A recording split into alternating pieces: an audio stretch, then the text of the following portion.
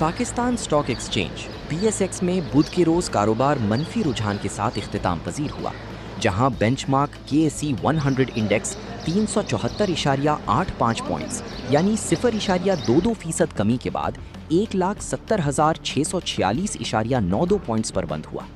कारोबारी दिन के दौरान मार्केट गैर यकीनी सूरत हाल का शिकार रही और इंडेक्स एक वक्त में 1,71,624.45 पॉइंट्स की बुलंद तरीन, जबकि 1,69,932.00 पॉइंट्स की कम तरीन सतह तक पहुंचा। ताहम कारोबार के इख्तिताम पर मार्केट मनफी जोन में बंद हुई। ये कमी गुज़श्ता सेशन में होने वाली मामूली बहाली के बाद सामने आई, जब मार्केट 421 पॉइंट्स इजाफे के साथ बंद हुई थी। मार्केट माहिरीन के मुताबिक सरमायाकारों की मोहतात हिकमत अमली और आलमी हालात मार्केट में मनफी रुझान की बड़ी वजूहात रही, ख़ास तौर पर मशरिक़ वुस्ता में बढ़ती हुई जोग्राफियाई कशीदगी और अमरीका व ईरान के दरमियान जारी तनाज़ा ने आलमी और इलाकाई मार्केटों में गैर यकीनी सूरत हाल पैदा कर दी है।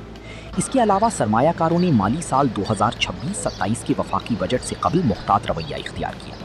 10 जून को पेश किए जाने वाले बजट के पेश नज़र कई सरमायाकार नई सरमायाकारी के बजाय मुनाफा हासिल करने को तरजीह देते दिखाई दिए।